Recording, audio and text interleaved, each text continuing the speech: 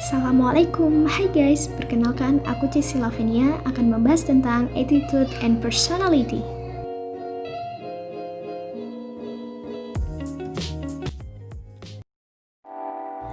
Menurut Robbins tahun 2001, sikap adalah pernyataan atau pertimbangan evaluatif baik yang diinginkan atau yang tidak diinginkan mengenai objek, orang, atau peristiwa. Sikap mencerminkan bagaimana seorang merasakan sesuatu. Ada 3 komponen sikap. Yang pertama, cognitive component, yaitu proses berpikir dengan tekanan khusus pada rasionalitas dan logika.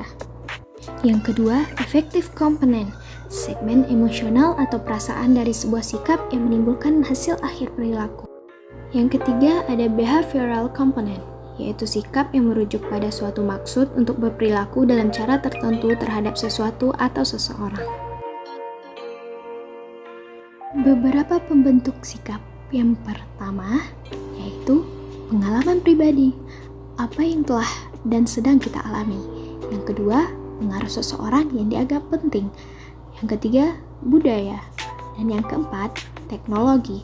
Yang kelima, lembaga pendidikan. Tipe-tipe sikap dalam bekerja. Yang pertama, kepuasan kerja, yaitu sikap umum seseorang individu terhadap pekerjaannya. Yang kedua, keterlibatan kerja, mengukur derajat sejauh mana atau sampai tingkat mana seseorang memihak pada pekerjaannya. Yang ketiga, komitmen pada organisasi, suatu keadaan atau sampai sejauh mana seorang pegawai memihak pada suatu organisasi tertentu dan tujuannya. Oke, kita lanjut ke kepribadian.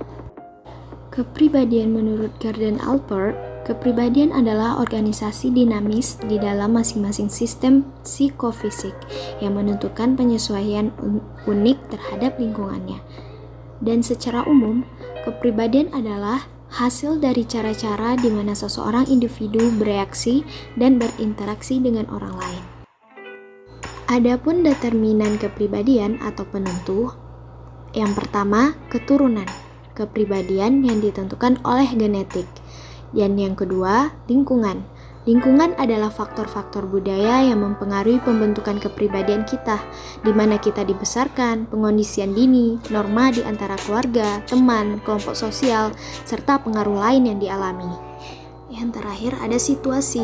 Situasi mempengaruhi efek keturunan dan lingkungan pada kepribadian. Kepribadian seorang individu yang konsisten dapat berubah dalam situasi yang berbeda. Pembahasan terakhir kita yaitu tentang tipologi kepribadian dan jabatan kongruen menurut Holland. Tipe yang pertama, realistis, yaitu lebih menyukai kegiatan fisik yang menuntut keterampilan, kekuatan, dan koordinasi.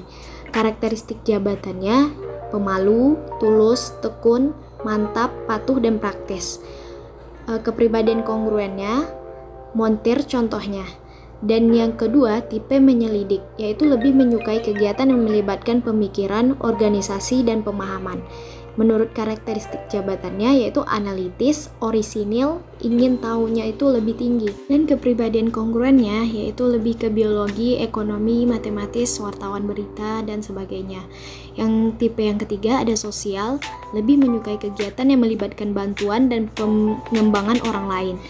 Karakteristik jabatannya senang bergaul, ramah, kooperatif, memahami, dan kepribadian kongruennya itu pekerja sosial, guru, penyulir, psikologi klinis. Dan selanjutnya ada tipe konvensional yaitu lebih menyukai aturan ataupun peraturan. Karakteristik jabatannya patuh, efisien, praktis, nggak imajinatif, nggak luas. Dan kepribadian kongruennya yaitu akuntan, manajer korporasi, kasir bank, dan sebagainya. Selanjutnya ada pengusaha, lebih menyukai kegiatan verbal. Kegiatan verbal yang mana ada kesempatan mempengaruhi orang dan meraih kekuasaan. Karakteristik jabatannya yaitu orang yang percaya diri, energik, menguasai gitu.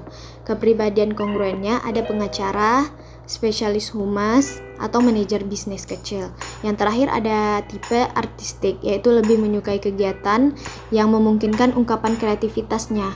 Yang karakteristik jabatannya yaitu imajinatif, idealis, emosional, dan gak praktis. Kepribadian kongruennya itu pelukis, musisi, pengarang, ataupun dekorator interior. Oke, mungkin sekian dari aku.